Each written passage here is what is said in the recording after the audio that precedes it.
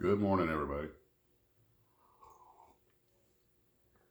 Well, I essentially finished the Tom Daniel special, the Dornier 337A3, and I'm not sure if I did it justice. I put the video up. I'll let you guys decide.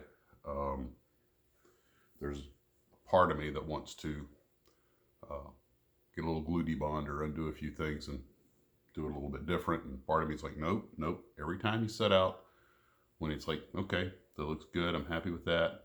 And then you go, yeah, maybe just a little touch up, and that's when catastrophe strikes because you wind up making matters worse, which is an issue we all have to face from time to time. Is that good enough, or should I undo it and redo it? And how many times have you made an acceptable situation a disaster trying to make things better? In fact, let's make that the question of the day. And I sent some initial pictures to TD, and he was like, it was okay, but when you see the quality of the work that he did and everything, you're kind of like, I am not worthy, and you're not sure when to leave well enough alone. But I think it's an awesome looking design, though, and part of me is like, nope, you've done okay, put it on the shelf. The other part of me is like, oh, if I rearrange this, the props come off easy. I can find some new propellers, and I can make a jet engine to put on the rear, and I can pull out those exhaust stacks and put a scoop, and I can do this, and I can do that. And I can debond that landing gear and make some changes and shims here, and make it look even more awesome. Like, nope, nope, nope, you're going to mess it up.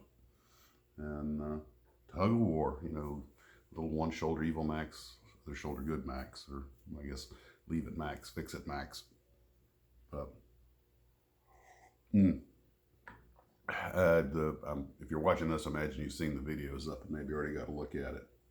I do have a couple other canopies that I shaved for it that are, which I think some of them are in that video.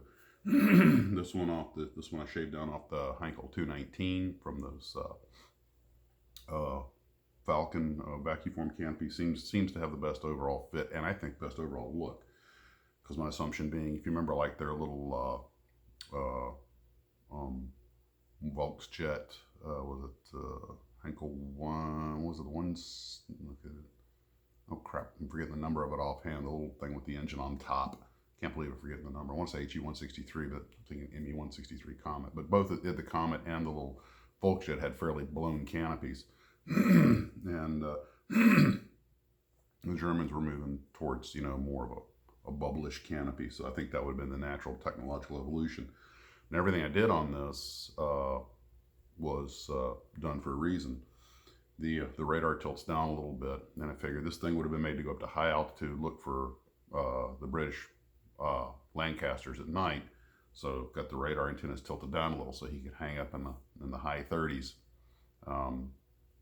Sweep form. It'd be a fairly short range radar. It'd be vectored in by ground radar. This would just be in for the kill. So of course the rear engine exhaust stacks are moved up on top of the airplane where the gunners couldn't see them, and you have those baffles and cooling ports on the ones on the forward engine. The 20 millimeter in the nose would be loaded with tracers. So once he got close to the target, and get the tracers on target, kind of the way the Japanese did with the Cowling guns on their Zeros. They only had, I think, 60 rounds per gun in each cannon, and they were slow firing. Well, not super slow firing, but relatively slow firing cannons. So what they would do is they would use the machine guns and get on the target and then flip the switch to have the cannons in the wings join in. This would be kind of like that with those long barrel 30 millimeters and the sponsons. The way we figured this is the guy'd be up there getting vectored, and he'd use his little close range radar to move in for the kill, coming down on the target, and of course getting a lot of speed. And he once he's on target with the tracers, then he would just flip a switch, and the big cannons, boom, boom, boom, boom, boom, would join in. Be a devastating machine, and that thing would be even fast enough to catch mosquitoes. And to catch a mosquito, like the Pathfinders they used, that would probably be its primary mission. Get the Pathfinders, the recon planes, the high-speed fighter bombers. And this thing had a pretty good speed edge on the mosquito.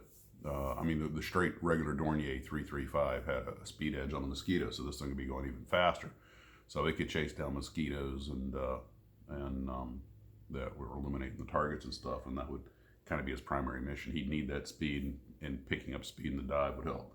But the landing gear would be an articulating scissor type. I was inspired by the landing gears on the B-58 Hustler, which are unbelievably complex, especially the nose gear. And that way you could have that long gear. And it's a little hard to tell, but I actually put some articulating pins down on where the gear knuckles. So the gear would actually be able to fold different directions it comes up. I'm thinking what it would probably do is as the gear came up, it would slide outward a little bit to get into the wells. That would probably be the simplest way to do it. But there are airplanes that had gear, well, look at Corsair P40. I mean, there are all kinds of landing gear arrangements. But that's the way I see this one. The gear starts to retract and then moves outward up into the bays. And that would help you with the over center locks coming down too. And there are systems like that out there. You want to see a really wild gear system. See if you can find out how the one on the Brewster Buffalo works. Holy God, that thing was something else. For those of you who haven't built a model Brewster Buffalo or are familiar with it, when the landing gears are down, the two main gears are like a W with the wheels right here. And the actual gear strut, gear door mechanism only comes down 45 degrees. And they have a piston that comes down that pushes it out and everything. And it has an over center lock. And somebody, a long time ago, I wish I had made a copy of it or kept it, somebody made an RC that had an actual authentic working Brewster Buffalo gear. And it only had this one piston that came down that lock that held the whole assembly in place. And it was like this really, really complicated system. And it didn't, the gear turned out not to be that strong. It couldn't take the carrier landings, which is one reason it got replaced by the Wildcat. And the Navy gave it to the Marine Corps. Despite its bad reputation, those Buffaloes were actually extremely fast and maneuverable for their time. Some guys said that the early models could probably have turned with a 0. I don't know if they could have kept up with it on speed. But when the Marines got them, of course, they put self-sealing fuel tanks and armor plate in them, and that really added a lot of weight and bogged them down. And that was a problem with the early Navy ones. They had no, they were like the Japanese aircraft. They had no armor plate, no self-sealing fuel tanks, and none other than the famous Jimmy Thatch said the thing was a dream to fly. When they started flying early model Wildcats, they didn't find it nearly as good a performer, but it had all kinds of security features like armor plate and self-sealing tanks. And the Buffalo F283, which was the Marine Corps had, was the one that was burdened with all that weight with no extra power, and that's why it failed. But anyway, I might not be 100% done with this. I may dress up the diorama a little bit and add a few features to it. I'm debating, and we'll see. But hopefully Tom Daniel's going to be able to send me some. He built a lot of diorama stuff. He was also, never crossed my mind, not only did he design models, he was is an excellent model builder. Unfortunately, apparently, a bunch of them got lost a long time ago in a storage situation, and it's just unfortunate because he didn't have a lot of pictures of them. He's hoping to find some because I'd love to see more of his work. And he was also is into armored fighting vehicles and model trains too. So you know, we think TD, we only think the cars for Monogram, but a lot more than that. And, so that's what I got for this morning. Hope you guys are having a wonderful day. And we will see you later.